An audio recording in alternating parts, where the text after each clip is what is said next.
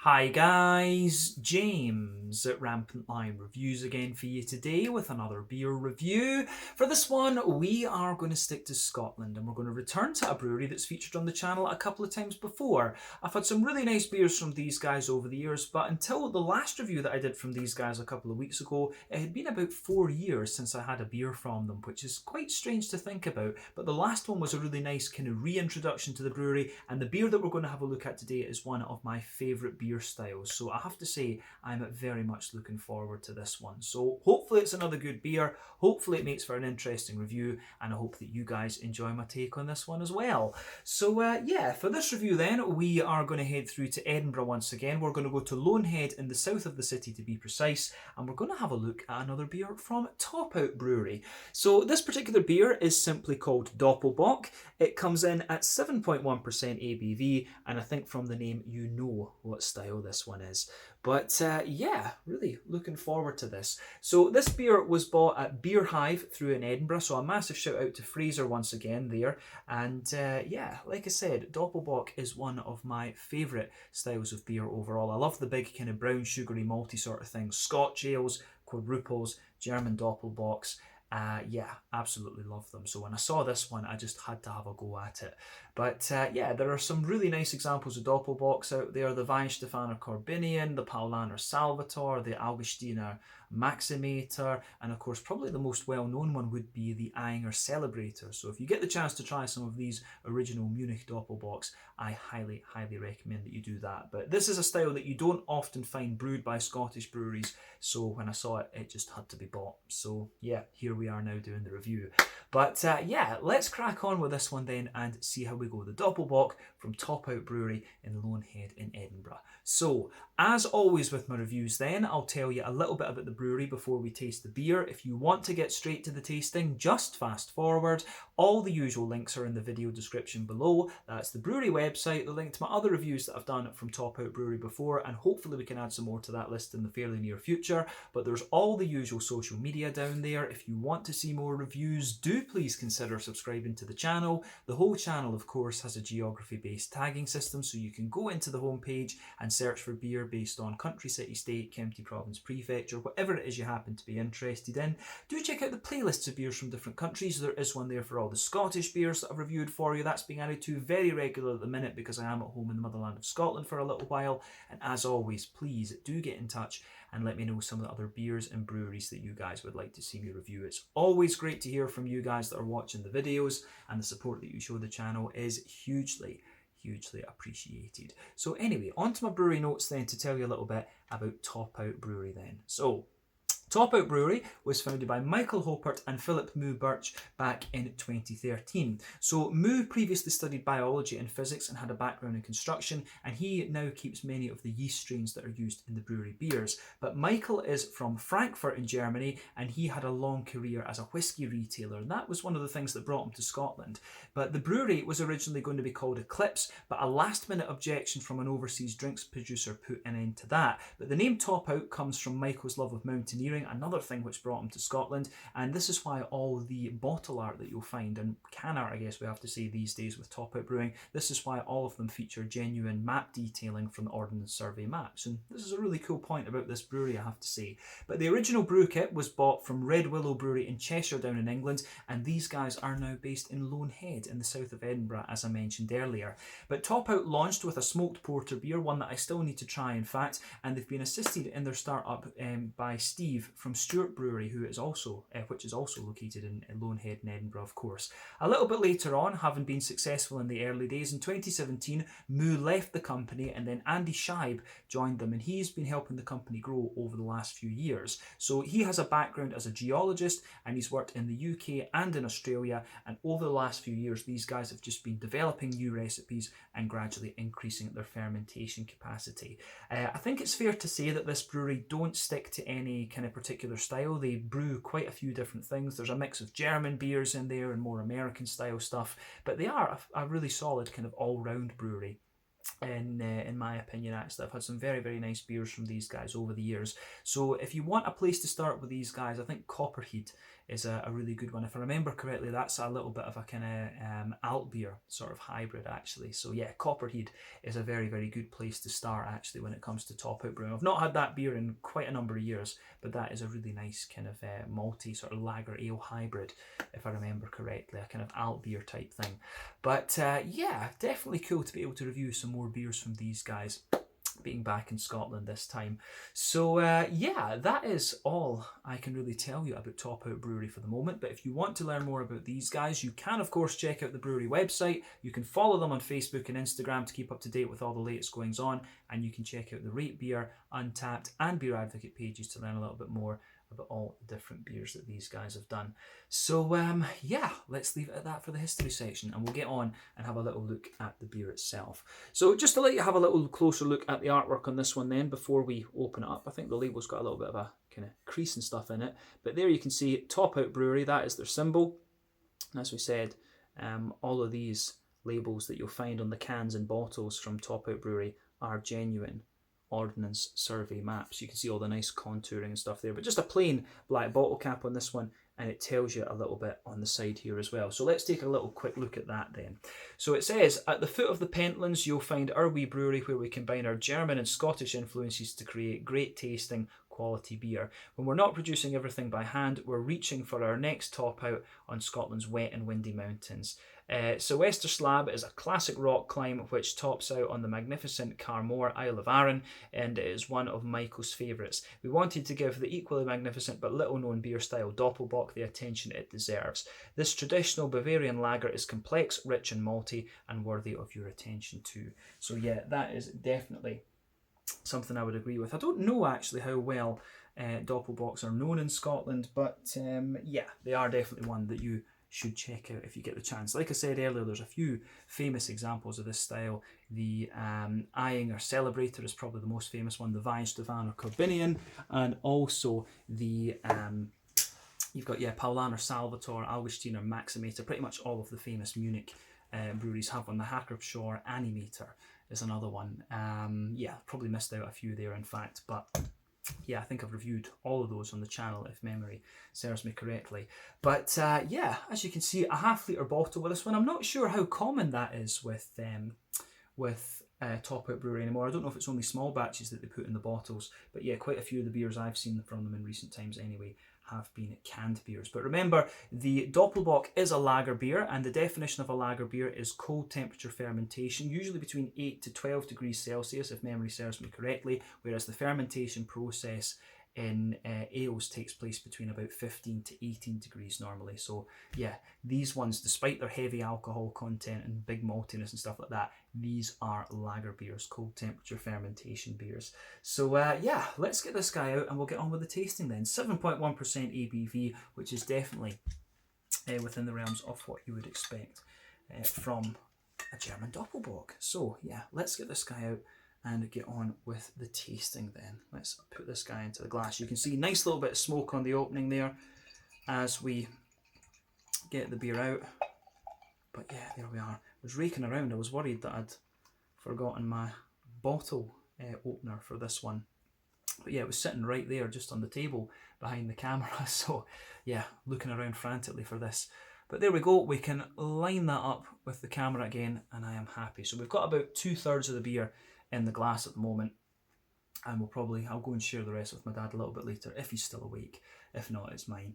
But yeah, this one, I have to say, it looks pretty nice. So before the head in this beer disappears, this one has poured with about a 1/3 finger of a frothy, I would say kind of fawn, yeah, sort of fawn ivory coloured head actually. But yeah, that is just fading away to be a very thin foamy there. You can see there's a mix of kind of big and medium sized bubbles there. Looks pretty good. But yeah, in terms of the colour, this is definitely one of the redder, the more red Doppelbocks that I've come across in recent times. I'm not sure how well you're going to see this, but you can see if I put my hand behind the glass there, it does have a really nice kind of sort of cherry wood. Yeah, I think that's maybe right to say, a very dark sort of cherry wood type colour there. Maybe you could say a red mahogany, something like that. But yeah, the colour of this beer is very nice. If you shine the light through it, it is pretty much ruby. But remember, the colour of your beer depends on, one, the type of malts that you use. That goes a long way to determining the magnitude of the colour of the beer and the EBC rating.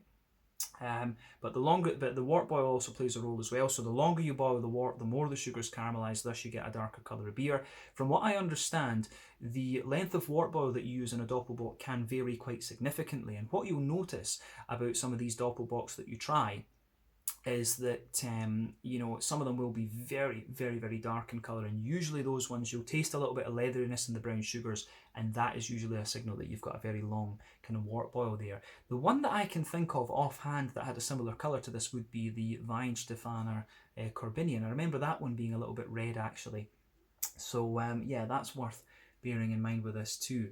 But yeah, one or two big bubbles sticking towards the side of the glass with this one, a few little ones going up towards the bottom of the head. But if we shine the light through this beer and I wipe away the condensation, this one is actually pretty clear. It's got a little touch of natural haze to it, but this one is pretty damn clear. And that's another thing, it can vary from brewery to brewery how kind of hazy these beers are. Some of the breweries will filter them, some of them won't.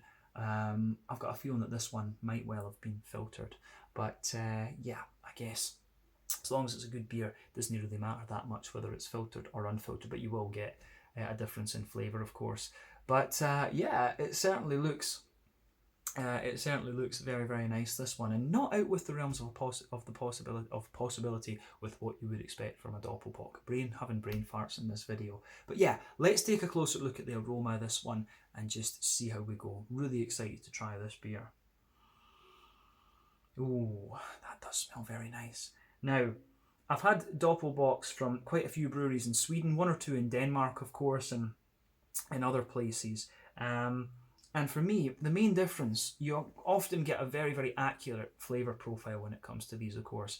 But what quite often happens with these is it's the mouthfeel that changes slightly because you've got different water profiles in different places. And once again, this beer just has that nice cleanliness to it.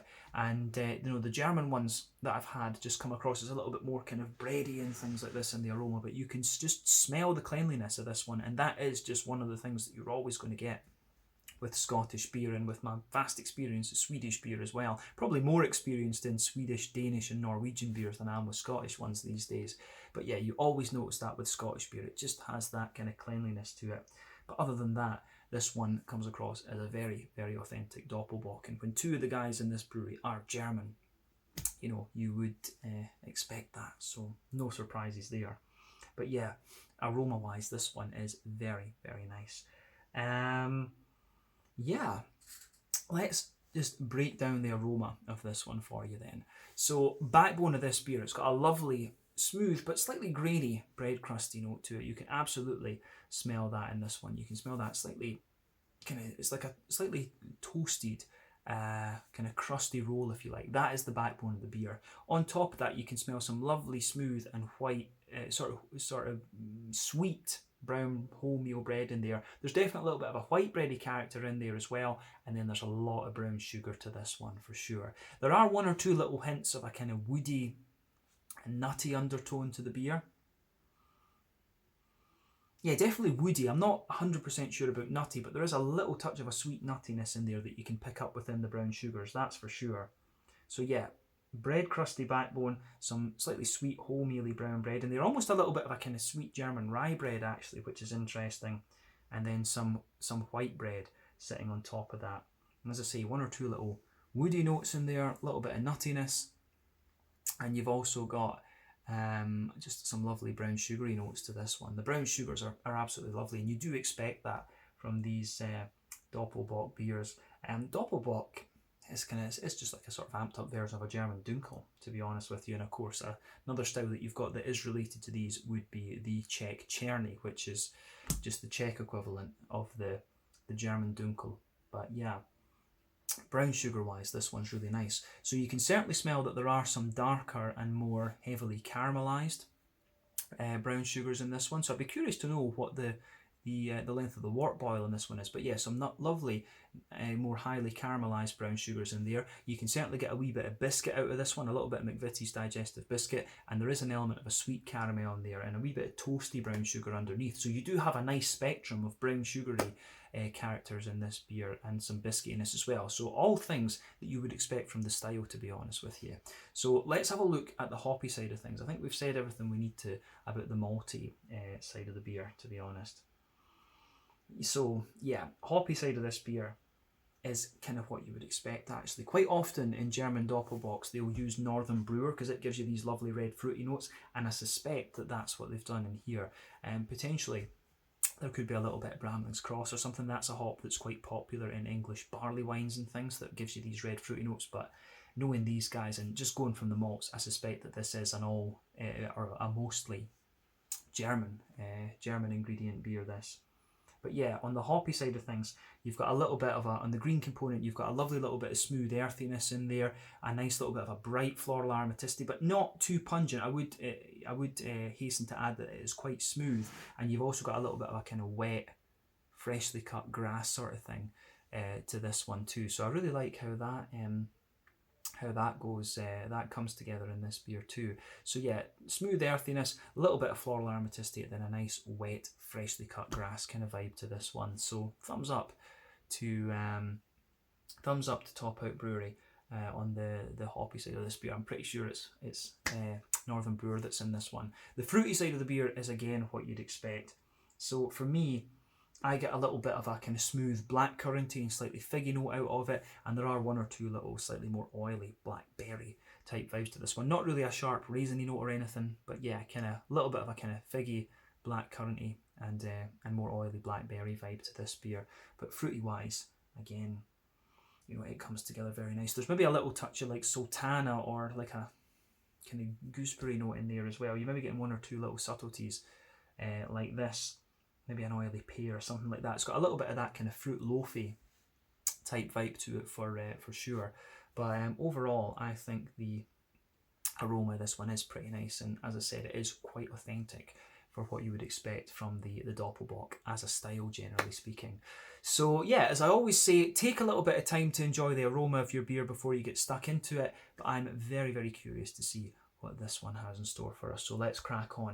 This one is the Doppelbock, coming in at 7.1% ABV from Top Out Brewery in Loanhead to the south of Edinburgh. Let's get stuck in. Slàinte, skål, cheers and prost. There we go.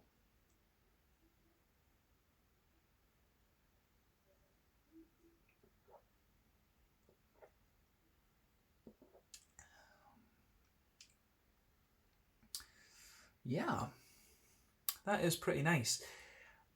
First impression of this beer, it gives you exactly what, it doesn't give you what you expect in the beginning, but when you go into the aftertaste, it gives you exactly what you expect. And this is one of the more oily and kind of caramelized Doppelbocks that I can remember coming across. I actually couldn't tell you, now that I think about it, I really couldn't tell you what the last Doppelbock I reviewed was. I really don't know. Maybe from Eskilstuna Ölkultur in Sweden. It might well be.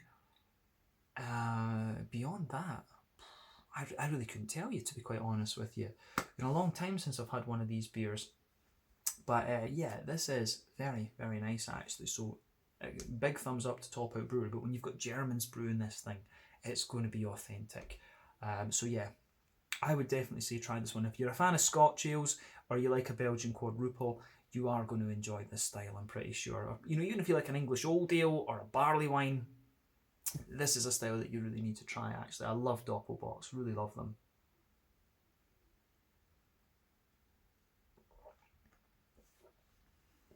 Yeah, lovely, just smooth, slick beer, this one. Very, very good. Yeah, I'm tempted to say this is my favourite one that I've had from Top Out Brewery, although Copperhead was very, very good. But yeah, I'm a bit biased toward this style, right enough. I should add that, so a bit hesitant to make that comment. But yeah, solid Doppelbock, this one, and you can't ask for much more. You really can't. So let's break this one down as we always do and describe the flavour for you. Straight away across that middle and back third of your palate, you can feel that nice bread crusty note out of the beer. And it is a little bit like the crust of a German rye bread, like or a German kind of more wholemeal brown bready sort of thing. As I said earlier, I miss the bakeries that were there in Heidelberg. You've got some awesome bread there. German bread is very hard to beat. But yeah, you've got that nice, more grainy, bread crusty backbone there. Let's focus on the middle third of your palate for the moment. But yeah, nice crusty bread crusty backbone toward the front of that. Middle third of your palate. There's one or two little woody notes in there, a little bit of a woody. It's actually quite smooth, to be honest with you. There's a little bit of a nice smooth woody character. There are one or two little nutty elements to this beer, but I'd say they mix in with the bready notes. But on top of the bread crusty layer, you have got a nice smooth layer of a kind of wholemeal brown bread character to this beer, which I really like.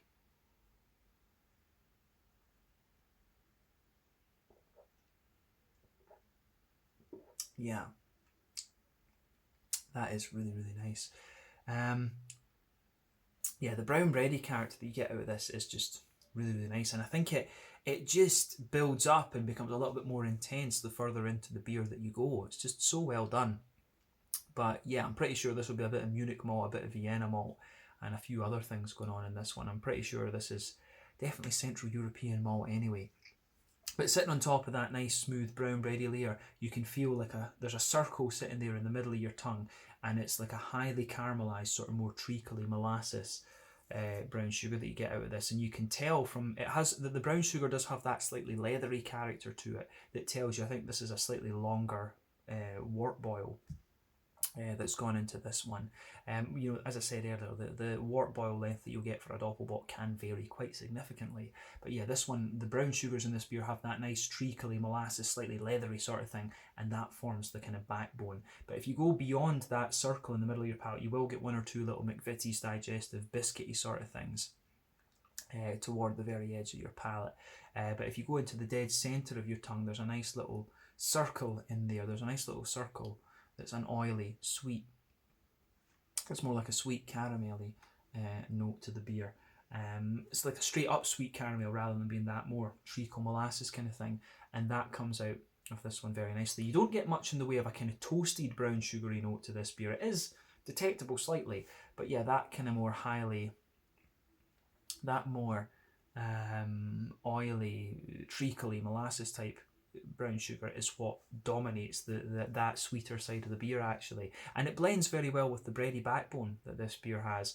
But remember, when this is a lager beer, the bready backbone isn't going to be overly thick. This beer really leans towards that more brown sugary side of things. If you want a beer that is a bit more kind of bready and big in that way, you're going to have to go to the Belgian quadruples or the Scotch ales, of course. The lager beers are always just going to be that little bit lighter in a sense, so they are more oily and slick when you put them up to this ABV. But malty wise, this is spot on the money, bang on, but you wouldn't expect any less when it's Germans brewing this beer.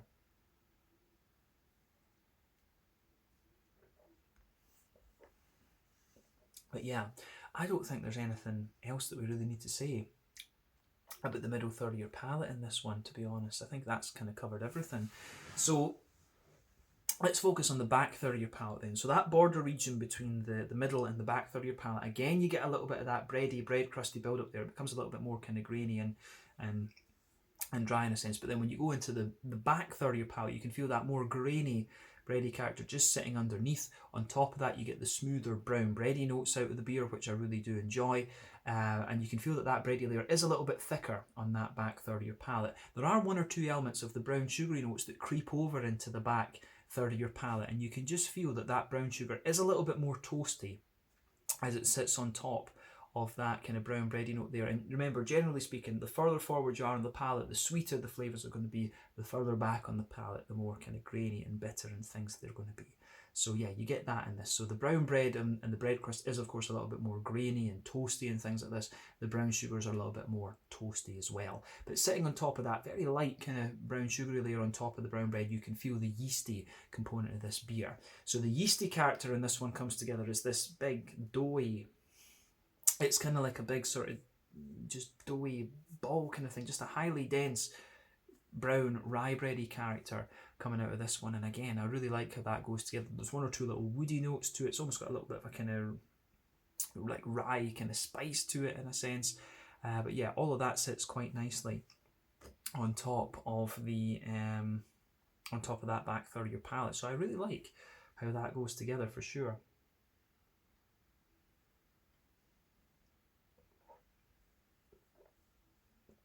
Yeah, this is pretty solid in that sense. But what you will find is that on the back third of your palate, the flavour is a little bit taller, but then as you come further forward, it just condenses down. Then going into that middle third of your palate, the flavour just squashes. It just squashes together a little bit more. So yeah, I really like how all of that goes together in this beer. So yeah, it works. It really does work. Yeah, I think other than that, I don't think there's too much to say about the malty side of the beer. The further you go into the aftertaste with it, more of the kind of bready notes come out of the beer. You do get a little bit of woodiness and nuttiness coming out of it the further you go, but the brown sugars, I think that kind of more treacly, molassesy sort of thing that you get in this one, that lingers there. But the bread and the brown sugars, I would add, kind of mix together quite well, and you've got a wee bit of that leathery quality to the brown sugars too. But let's focus on the hoppy side of the beer then. So back corners of the palate, you have a nice little bit of that smooth German noble earthiness to the beer.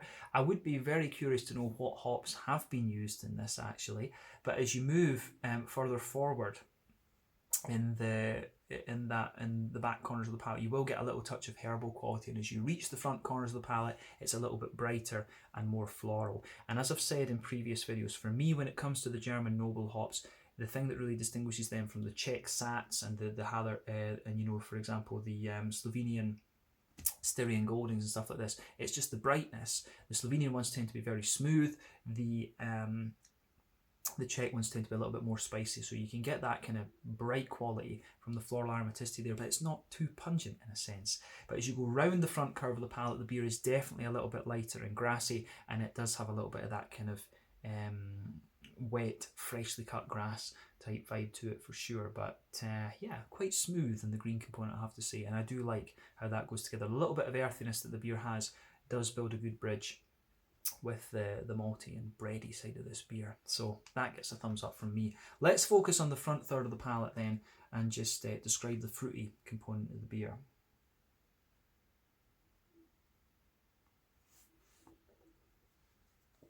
Yeah, the fruity side of this beer is really interesting actually. But yeah, border region between front third and middle third of your palate, you get a little bit of that kind of bready build up there again, the kind of more strong bread crust, but it actually comes across as a little bit more kind of cakey and fruit loafy, it's almost got a wee touch of that Christmas puddingy type vibe to it, to be honest with you. My dad, who I'll share the beer with afterwards, he always used to get Christmas pudding for his birthday in February because he just liked it. But yeah, it does have a wee bit of that kind of toasty, you know, Christmas puddingy type vibe to it just at the very back of that front third of your palate. But the base of that front third of your palate, you do get a little bit of that kind of slightly toasty, treacly brown sugar just lingering there, and there's a wee bit of bread underneath. But on top of all of that, you've got that nice oily bubble where those juicy fruity esters just roll their way out of the beer. But sitting on top of that, you have a nice you do have a nice little bit of there is a wee bit of a sharp kind of raisiny note coming out of this one, but then at the back of that front third of your palate, you do have that kind of figgy note in there as well, but also some more dried fruits, like a sort of sultana type thing. So for those of you watching in different places, I always get asked what sultanas are, the sort of dried white green grapey note. You do get a little bit of that in this one, maybe a little bit of a datey note as well. I wouldn't go as far as saying prunes, but it's got a little bit of that kind of datey sort of vibe to it. But yeah, a little bit of raisiny sharpness on top, but underneath a kind of cakey, datey kind of sultana type vibe. And as you move further forward in the beer, you get more of the figs. As you go into the front half of that front third of your palate, it's a little bit more oily. Maybe there's a wee bit touch of an oily pear sitting underneath this one, or maybe slightly gooseberry note, but then you start to get a wee bit of blackcurrant, and I don't know if I'd go as far as saying blackberry in this one. So let's look again.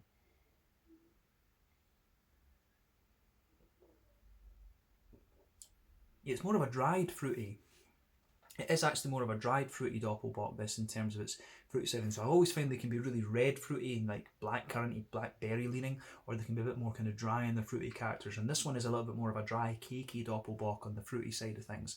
So yeah, a little touch of raisin.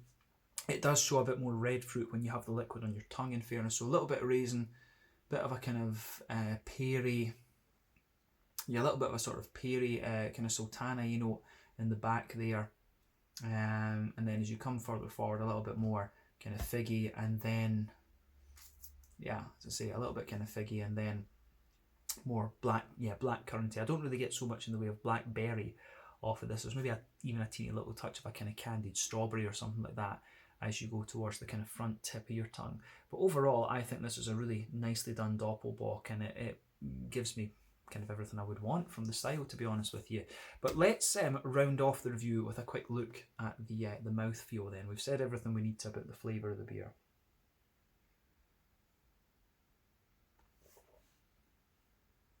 So, mouthfeel wise, I'd say this one is kind of mid-bodied, pushing towards top end of mid-bodied. The carbonation is very smooth. It's got a lovely little bit of slickness to it, and you'd kind of expect that from this style. Remember, you have to remember it is a lager beer.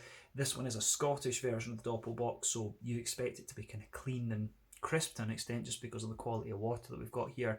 So this one is a little bit more slick, I think we could say, than some of the German examples, the German brewed examples of this style that you might find. But yeah, in terms of IBUs, I don't think you're going to get much out of this one. I think this is 20-25 IBUs, something like 25 at the very most. There is a wee bit of kind of toastiness and bitterness to it from the kind of brown sugary like the brown sugary and treacly side of the beer, but the malt base is very, very smooth. It does get sweeter and things the more that you drink of it. It's got a few dried elements to it as well, and the fruity part of the beer is nice and kind of oily, and again leans towards that dry fruity side of things. But this is a lovely, lovely beer. I certainly wouldn't hesitate to drink it again, and I'm almost tempted to get another bottle of this the next time I'm in Edinburgh to sort of age and just and leave, actually. So I'll need to think about that. Maybe I need to ask my dad when he's got a court case through in Edinburgh next time to pick me up one of these. But yeah, lovely beer, this one, and certainly nice to be able to review a Doppelbock for you on the channel again for the first time in quite a wee while. So let's leave it there. This one was simply called Doppelbock, 7.1% ABV from Top Out Brewery through in Edinburgh. I'm starting to feel this one go to my head. It is 7%, although yeah, that's not quite as big as some of the big imperial stouts we've had from other breweries in the past. But yeah, strongest beer I think I've had from Top Out Brewery thus far. But very well done, and a big thumbs up to them for this one. So once again, thank you for watching my beer reviews. Until the next time, please like, subscribe, share, all the usual YouTube stuff. Let me know your own thoughts on this beer in the comment section below. Let me know what your favourite beers are from Top Out Brewery. Do let me know any other Scottish Doppelbocks that you've come across as well. The only other one I can think of would be the Black Friar, if I remember the name rightly, from Inverarmond Brewery. But other than that, I can't think of any, to be quite honest with you. So yeah, do let me know any other Doppelbocks that you guys would recommend for me. It's a style that I do love. But thank you again for watching. Check out my social media, check out Top Out Brewery's social media, and I'll see you guys in the next review. Slàinte, skål, cheers, and make sure you check out this beer. Very, very good one for Christmas, in fact. Slàinte.